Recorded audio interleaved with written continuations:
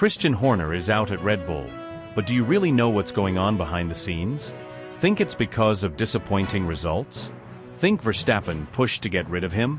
If that's what you're thinking, you couldn't be more wrong. The truth is far more explosive. Christian Horner is just days away from signing an insane new contract with Ferrari. Watch until the very end, only if you want to hear all the juicy details behind Horner's shocking move to Maranello. Christian Horner's disappearance from Red Bull didn't follow a linear timeline. It unraveled like a meticulously choreographed escape plan. One day, he was the undisputed strategist behind one of Formula One's most successful teams. The next, his name was reduced to silence, erased from conversations, communications, and command. There was no handshake, no final photo op, no farewell quote echoing through the press. His absence wasn't marked by celebration or sympathy. It was absorbed in a vacuum of unanswered questions and internal turbulence that spread like a contagion through every floor of Red Bull's operation. And the deeper insiders looked, the clearer it became. This wasn't a sudden departure. It was the final act of a quiet insurgency that had been building under the radar for far longer than anyone dared to imagine. The first signal was a glitch, a seemingly harmless flag triggered by a cross-referenced aircraft itinerary at a private air terminal in northern Italy. A passenger had used an identity registered to a dormant consultancy, boarded via VIP entrance, and bypassed customs entirely. The vehicle awaiting him was unbranded, armored, and flanked by local security with no apparent affiliation. Destination: Maranello. Inside Red Bull's security matrix, protocols flared. Data was pulled. Cross-checks were executed. It took less than 90 minutes to confirm the impossible. Christian Horner had entered Ferrari territory under total secrecy. He hadn't just gone dark, he had gone rogue. What came next was a series of discoveries that cracked the very architecture of Red Bull's internal trust. Horner had not only initiated dialogue with Ferrari, he had already participated in multiple strategy briefings, off-site negotiations, and internal diagnostic reviews of the Italian team's structural flaws. Encrypted voice calls. Meetings held in non-disclosed conference venues under false pretexts. Legal arrangements filtered through offshore mediators. It wasn't opportunistic, it was engineered. He had been running a parallel agenda, one foot in Red Bull's war room, the other in Ferrari's long-buried ambitions. With every handshake in Milton Keynes, he was securing leverage in Maranello. Senior officials inside Red Bull were blindsided not just by the act, but by its precision. They weren't dealing with a man who had changed his mind. They were confronting a master tactician who had used his intimate knowledge of Red Bull's every flaw, every fracture, every internal debate, and used it to position himself as the keystone of a complete reconstruction project at their oldest rival. And the damage wasn't limited to one role. Preliminary assessments revealed potential knowledge transfers, early-stage poaching pitches, and internal Red Bull documents accessed during key negotiation windows. This wasn't career movement. This was infiltration. Ferrari's upper echelon, usually ceremonial and slow to react, had been preparing the field. Horner was seen as the outsider who could purge the stagnant bureaucracy that had long paralyzed the Scuderia. But he demanded complete authority. Not an advisory post, not a title for press releases, absolute operational autonomy. In exchange, he offered an upheaval of Ferrari's hierarchy, dissolving legacy silos, establishing cross-unit synchronization platforms, and recruiting a new class of analytical engineers specialized in predictive modeling. He proposed converting outdated simulation labs into AI-integrated command centers. And more importantly, he brought a roadmap, a methodical outline of how to undo years of inefficiency and public disappointment. Within Red Bull, the situation decayed rapidly. The staff wasn't just stunned, they were unmoored. Executives debated whether they should publicly deny Horner's exit or release a narrative that minimized damage. Every potential statement felt like a trap. Meanwhile, internal audits uncovered suspicious resignations among key personnel, several of whom had stopped responding to team channels weeks before the breach. Quiet departures. Silent disconnects. Analysts began connecting dots, and what emerged looked less like a betrayal and more like a planned exodus. An entire faction inside Red Bull had begun fragmenting beneath the surface. Across the paddock, chaos spread like wildfire. Rival teams didn't just observe, they recalibrated. Mercedes revisited its executive retention protocols. Aston Martin implemented emergency vetting of its senior staff. McLaren's talent department began locking down contracts. Whispers circulated that Ferrari wasn't done, that Horner had approached figures from multiple organizations, offering them a role in what insiders were calling the Renaissance Project, a bold internal revolution that would begin with Ferrari but ripple outward, shaking the technical order of Formula One itself. Despite the swirling rumors, Horner remained invisible. No briefings. No clarifications. Not even a staged denial. His silence wasn't confusion, it was deliberate. Those who knew him best interpreted it not as hesitation, but as momentum. He didn't need to explain anything. The very lack of reaction from his side was the strongest signal that he had already moved on, already positioned himself where influence was taking root. That void became the loudest message in the sport. Ferrari, playing its role with perfection, offered no comment. They didn't confirm or deny. They didn't feed speculation. But those close to the operation understood, the deal was done. Internal calendars were being scrubbed of legacy workflows. Team briefings had shifted tone. Decision-makers who once resisted external voices had gone silent. It was as if the organization had gone into a kind of intellectual lockdown, bracing for a structural rewrite that few within had dared dream was even possible. Inside Red Bull, anger transitioned into paranoia. Teams began working in isolation. Senior engineers refused to discuss strategic elements outside their direct roles. Designers grew cautious, unsure of who was still loyal. The camaraderie that once drove innovation gave way to guarded tension. Access logs were monitored in real time. Office cameras were activated round the clock. Employees found their badges restricted to new zones. One department head was quietly reassigned without explanation. The feeling was unmistakable. They weren't recovering, they were unraveling. And amid all this, Horner's name became untouchable. Some refused to mention him at all.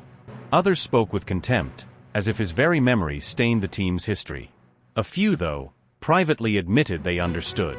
Because at its core, Formula One isn't just a sport, it's a game of survival played at speeds both on and off the track.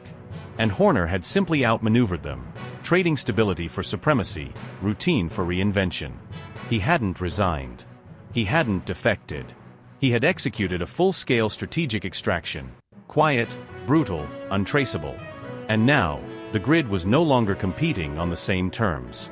Power wasn't about engine output or wind tunnel hours. It was about foresight. About disruption.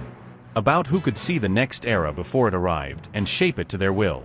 Christian Horner had already drawn the new blueprint. And the rest of Formula One was left trying to decode it. The air inside the glass-walled conference room at Ferrari's command center was thick with anticipation, but no one spoke. It wasn't just silence. It was pressure, raw and electric, as if the room itself knew that this gathering wasn't just significant. It was transformative. No schedules were followed. No agendas were printed.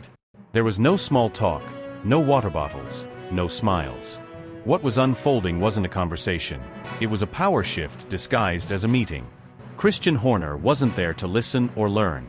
He was there to take over. And flanking him were two men who no longer trusted anyone else to steer the ship, Lewis Hamilton and Charles Leclerc. Their presence wasn't symbolic. It wasn't orchestrated for optics or influence. It was strategic, intentional, tactical. This wasn't about contracts or press statements. It was about taking control of something that had spiraled out of reach. Ferrari, the name itself, still carried weight in every corner of the motorsport universe. But behind the legacy, behind the red, there was confusion, dysfunction. A legendary team stuck in the past, too paralyzed by its own myth to move forward. And these three men, gathered quietly with a single Agnelli family representative in the corner of the room, were about to tear it all down to build something new. Lewis Hamilton sat rigid, posture perfect, voice silent for the moment, but eyes filled with calculation. He had sacrificed familiarity, stability, and the loyalty of a team that had defined a generation of dominance to walk into this project. And he hadn't come to participate in nostalgia. He came to win. Flat out. And what he'd found in his first months at Maranello wasn't precision or hunger, it was inertia. Endless bureaucracy. Strategy calls that lacked conviction. Team principals more interested in PR damage control than in constructing a winning machine. And what had started as minor doubts quickly crystallized into absolute certainty. Ferrari's leadership was broken. If he was going to finish his career with purpose, Someone had to take the wheel with both hands, and refuse to let go. Leclerc wasn't far behind in his discontent, though he wore it differently. The local hero, the golden child of the Scuderia, had watched years of promise erode into mediocrity. His connection with the team ran deeper than contracts. It was emotional, ancestral, spiritual. But belief had limits. Trust had boundaries. And watching his own title hopes collapse repeatedly, through pit wall indecision, inconsistent car development, and indecipherable internal politics, had left scars. Deep ones. He wasn't leaving Ferrari, not yet. But he wasn't giving blind faith anymore. His loyalty now had terms. Conditions. And today, he was here to make sure those terms were met. When Lewis finally spoke, the words were quiet but cut like steel through the silence. "Christian," he said, leaning in, voice composed but implacable, "I came here to make history, not excuses. I don't care about politics. I don't care about traditions. I care about winning. If you're going to take this on, I need one thing: certainty. No gray areas. I don't want to be another chapter in Ferrari's story. I want to write the ending myself. But I need to know you're not coming here to manage. You're coming to lead." It wasn't a suggestion. It wasn't a plea. It was an ultimatum dressed as a question. Every syllable was layered with years of navigating chaos, of watching greatness dissolve into compromise.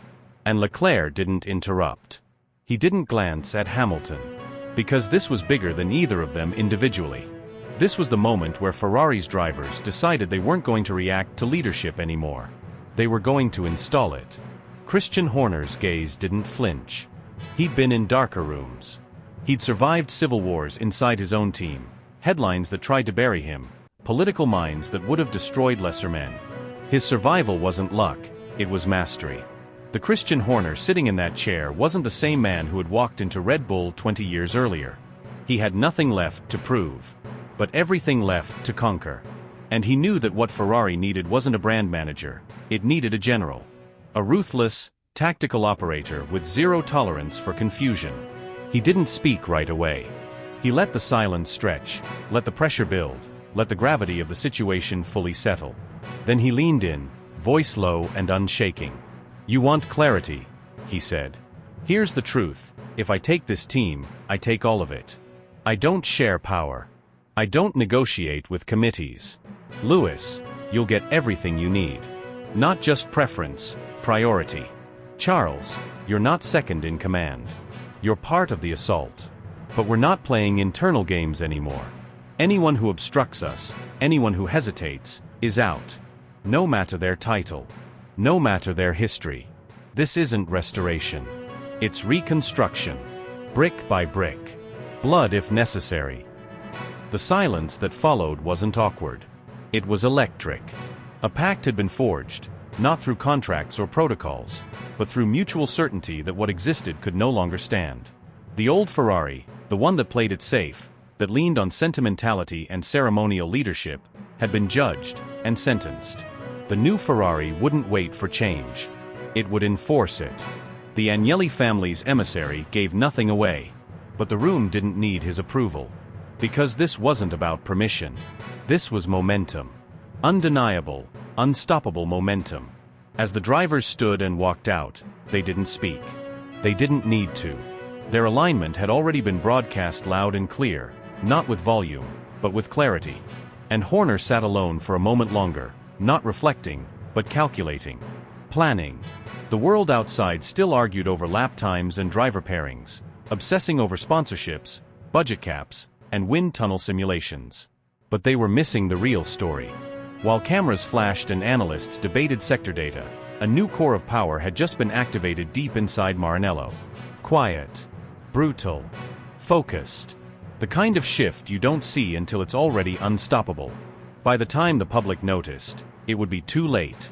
The room wasn't just quiet, it was suffocating in stillness, a kind of silence that wrapped around everyone like a vacuum. You could hear the weight of history trying to keep up with the moment.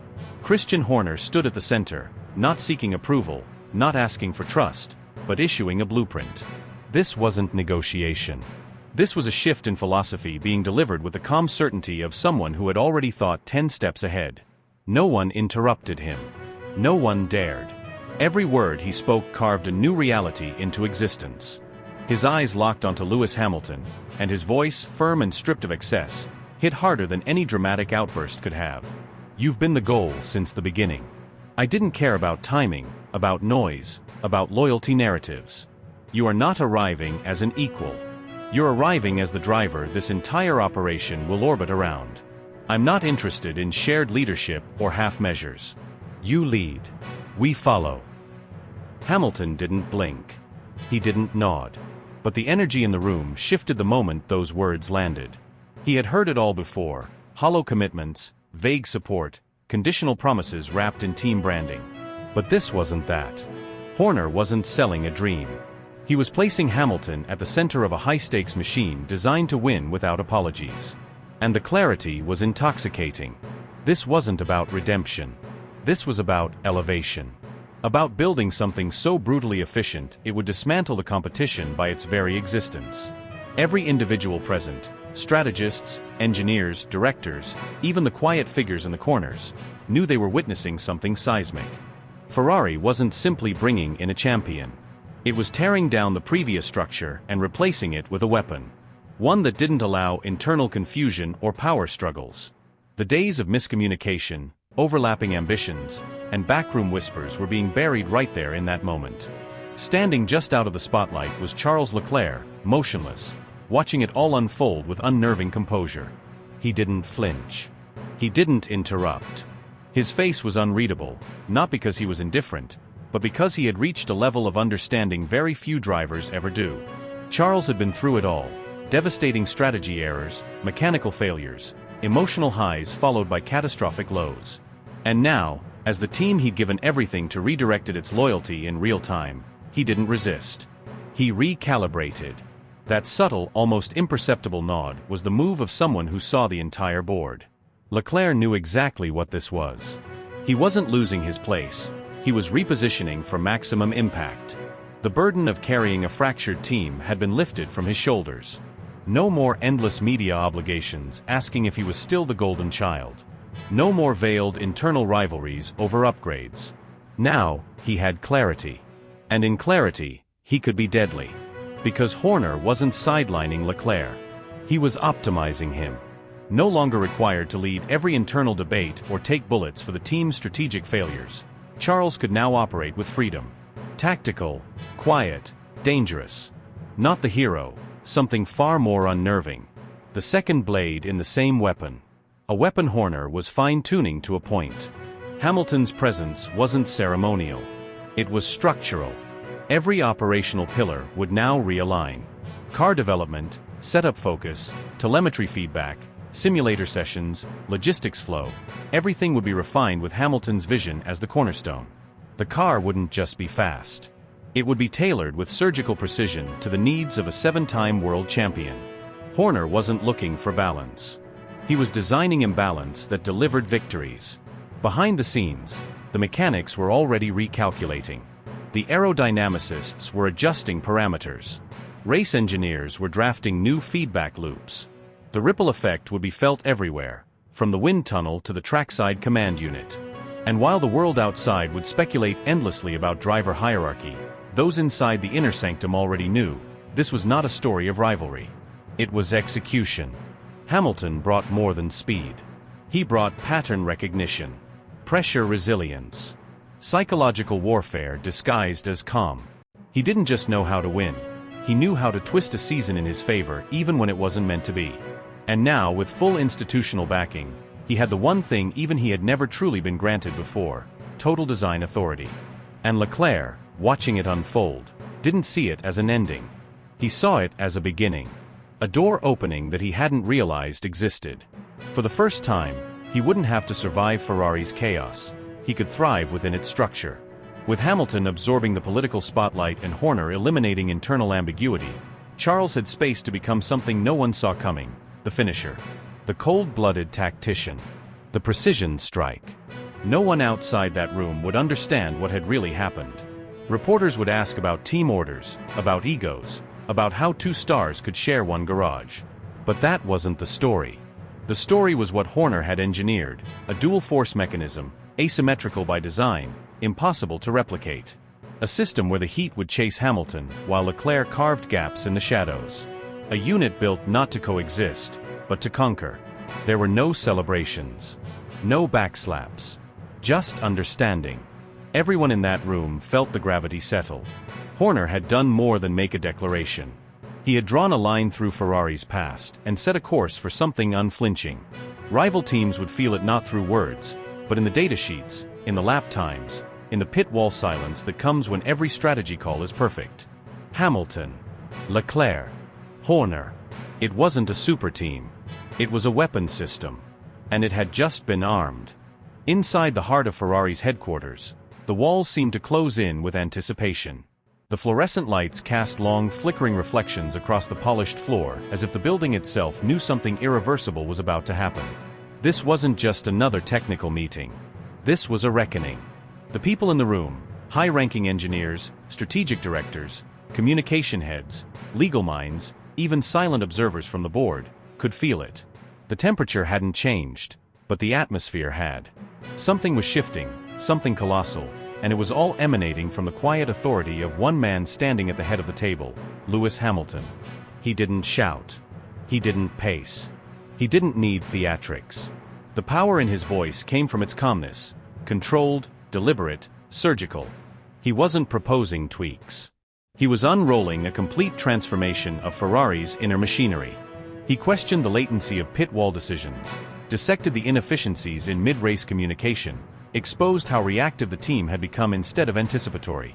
He spoke of systems failing not because of incompetence, but because they were designed in an era that no longer matched the speed, complexity, or demands of modern Formula One.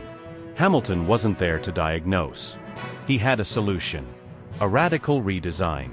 A multi-layered dynamic infrastructure that would erase delays, eliminate hierarchy-induced hesitation, and empower operators at every level to execute in real time.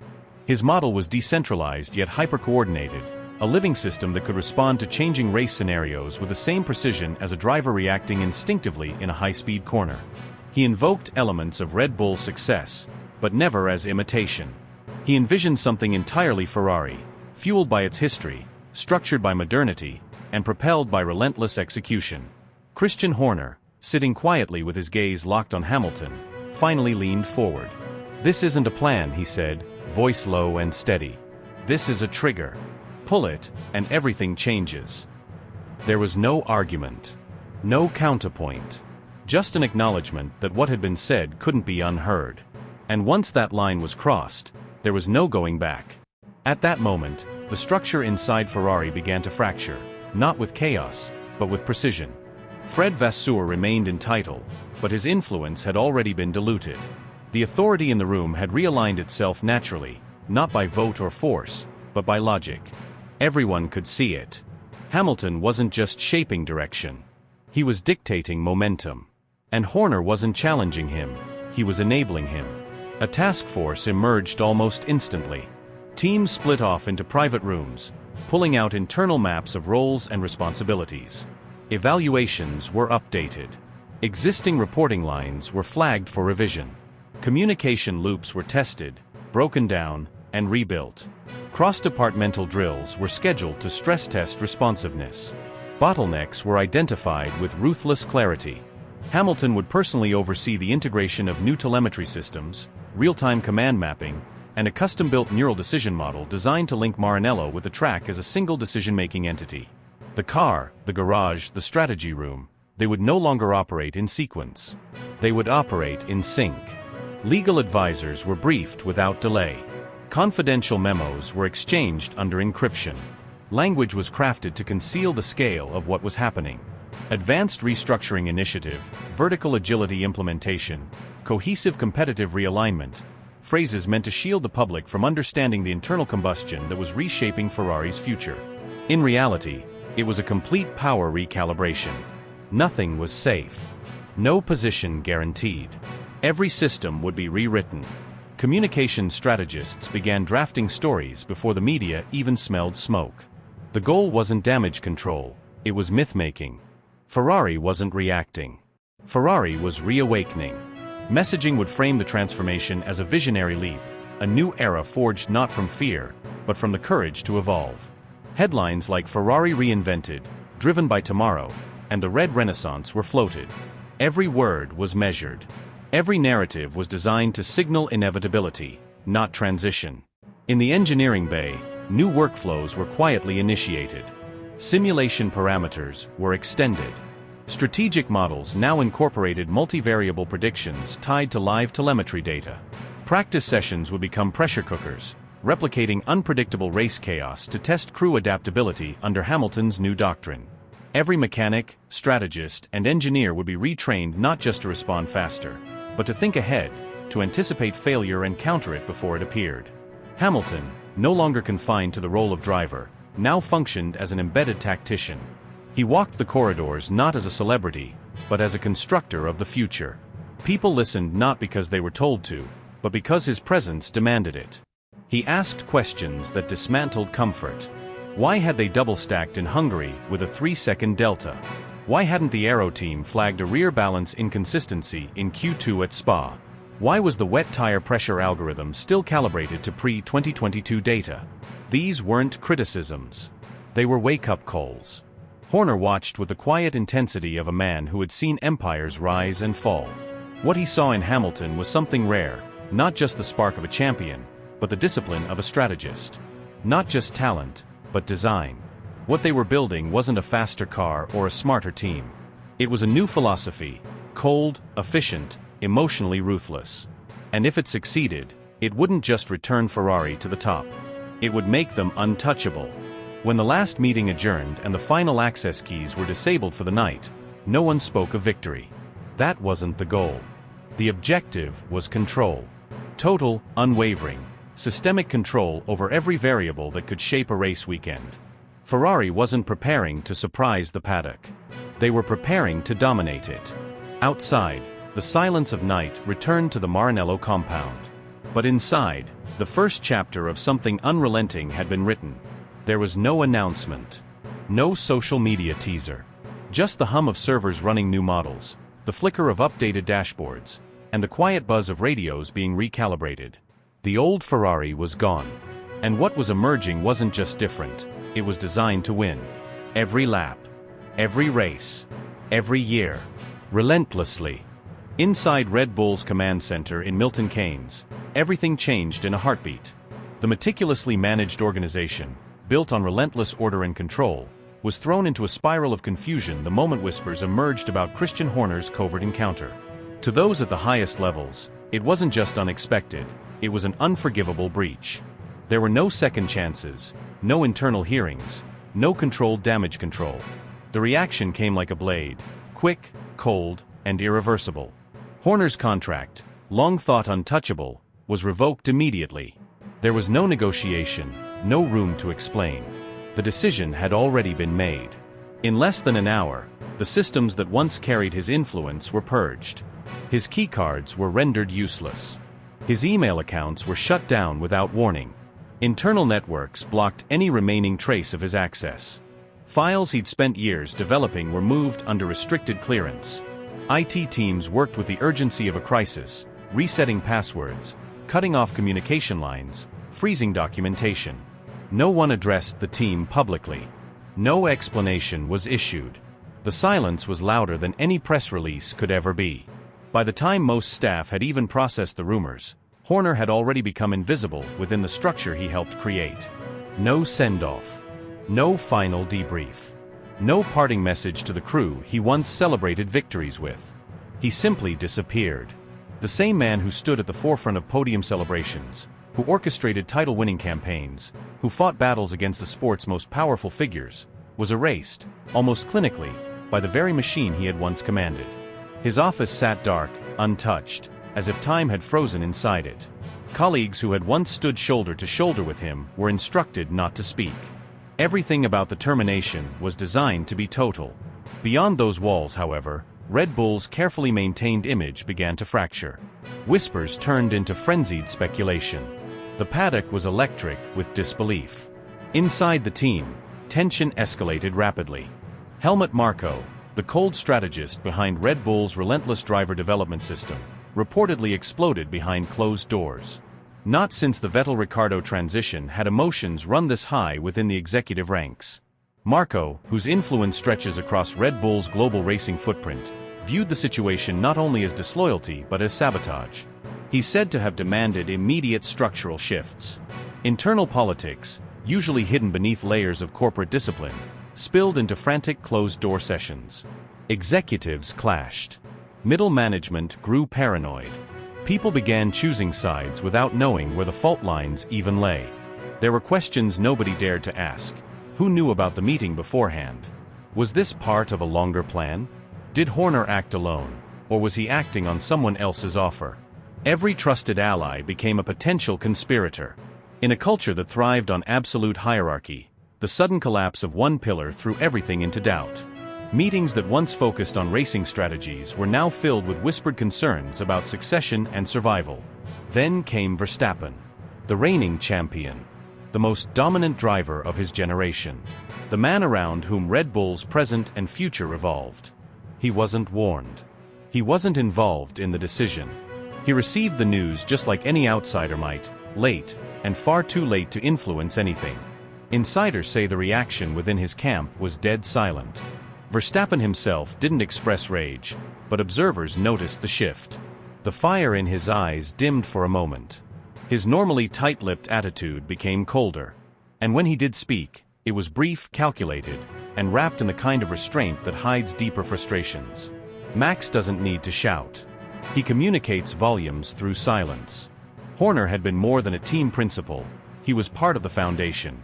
The trust between them wasn't built overnight, and watching it dissolve without explanation fractured the emotional balance of Red Bull's lead driver. He doesn't forget slights. And those close to him quietly began reviewing clauses, possibilities, alternatives. Not today.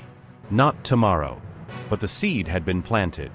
In a sport where loyalty is rare and leverage is everything, the decision to oust Horner without consulting Verstappen might prove to be the first domino in something much bigger. And while Red Bull scrambled to keep the illusion of control, Horner stepped out of view. No public comments. No denials. Not a single word. But those familiar with his mindset knew he wasn't licking wounds. He was recalculating. He wasn't finished. He was preparing. Communications have reportedly been established with key individuals across the motorsport landscape. Financial backers. Former allies. Ambitious partners. The same people who once worked behind the scenes to elevate Red Bull might now be willing to help build something new from the ground up. Some say he's already held meetings in private clubs in London and Zurich. Others claim talks are progressing with international investors from Asia and the Middle East. The idea isn't just to join another team, it's to create one. A new outfit. A challenger built in his image, free from Red Bull's influence, forged in the fire of revenge. Manufacturers exploring entry into F1 have allegedly been in touch. Technical directors from rival operations have signaled interest. Some of Red Bull's own personnel, disgruntled and nervous, may be willing to jump ship. Quiet recruitment may already be underway. And there's another angle, the media. Horner's understanding of the spotlight has always been a weapon. He knows how to control narrative, how to time a reveal, how to use silence as fuel for speculation. Reports suggest he's already in talks with a major streaming platform to document his next steps. A docuseries that wouldn't just chronicle a return, but declare a reckoning. The fall from grace, the betrayal, the retaliation.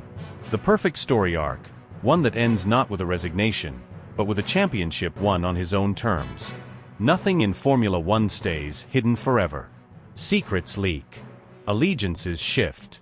And while the public face of Red Bull pretends everything is under control, behind the scenes, it's unraveling. Horner isn't just preparing to return. He's building a weapon. One that will challenge not just his former team, but the structure of the sport itself.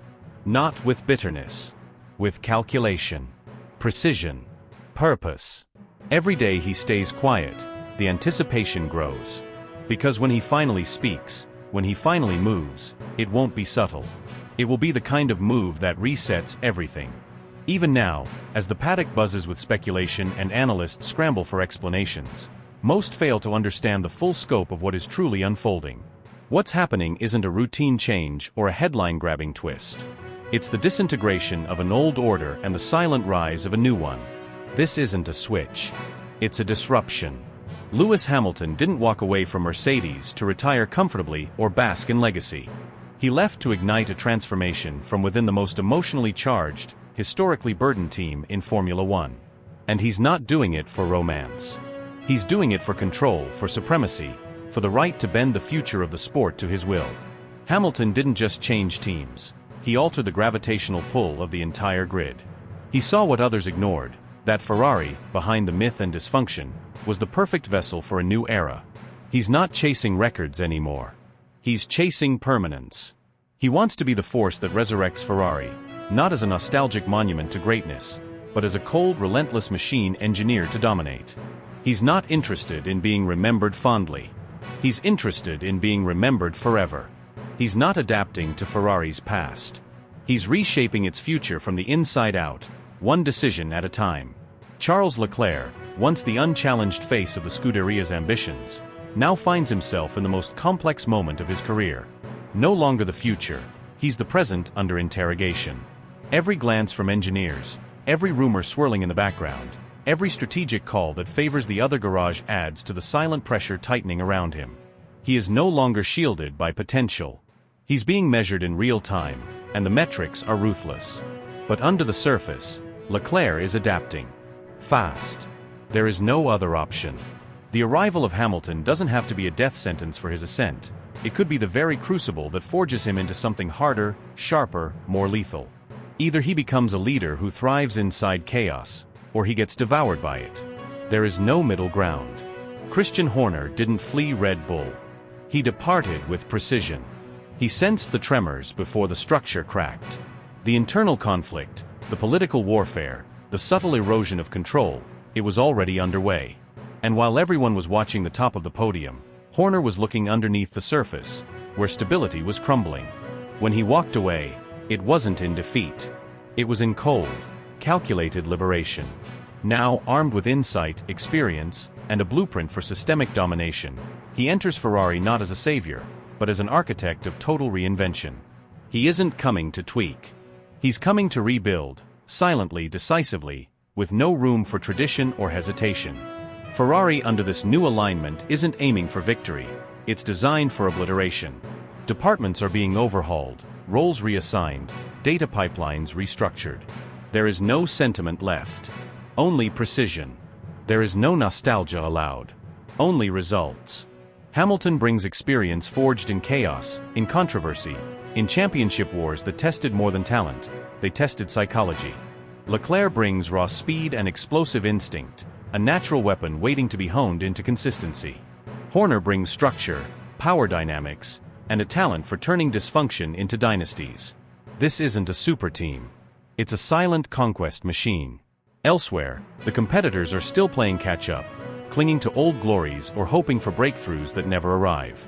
Mercedes is caught in a maze of their own making, attempting to recreate magic without the magician. Red Bull, once invincible, now feels vulnerable, fractured by power vacuums and growing tension between the front line and the boardroom. Verstappen, as dominant as he is, cannot win wars alone. McLaren flashes potential but lacks total execution. Aston Martin has money and a plan but not yet the rhythm. Audi is still preparing, watching, waiting, but they may be too late to stop what's already in motion. Inside Ferrari's walls, the tone has shifted. The language is different.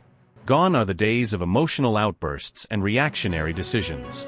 Meetings are colder, longer, more tactical. The factory is quieter, but the silence is purposeful. Engineers aren't dreaming. They're calculating. Every piece of the machine is being reassembled to serve a greater vision, and there is no tolerance for fragility. If it doesn't contribute to domination, it's being cut away. This is no longer a team trying to remember how to win. It's a force preparing to eliminate any who stand in its path. And the change hasn't been loud. It's been deliberate, strategic, methodical. The first moves were subtle, Horner's arrival framed as opportunity, Hamilton's announcement wrapped in legacy language. But beneath those polished press releases lies a coordinated offensive. Leclerc's demeanor has hardened. Hamilton speaks less in interviews, but when he does, every word has weight. Horner, almost invisible publicly, is moving the internal chess pieces with quiet authority. It's not a battle. It's a takeover. And it's happening in slow motion for everyone who's not paying close attention. What we are witnessing is not just the evolution of a team. It's a hostile redefinition of what Formula One dominance looks like. This isn't about drama or rivalry or sentiment. It's about power. Not just on the track, but behind closed doors, in the corridors of influence where true control is won. And Ferrari, once paralyzed by its own legacy, is becoming the most dangerous version of itself. Cold, modern, efficient, and unafraid to burn down whatever doesn't serve the mission. The others will realize too late. They'll see the signs only after the results make the story impossible to ignore. The podiums will shift. The standings will tilt. The power centers will relocate. And when they finally look back, they'll understand that this wasn't a comeback. It was a reprogramming of the entire sport by 3 individuals who stopped asking for permission and started building something untouchable. There's no turning back. The engine of change is already running, and it won't slow down for sentiment.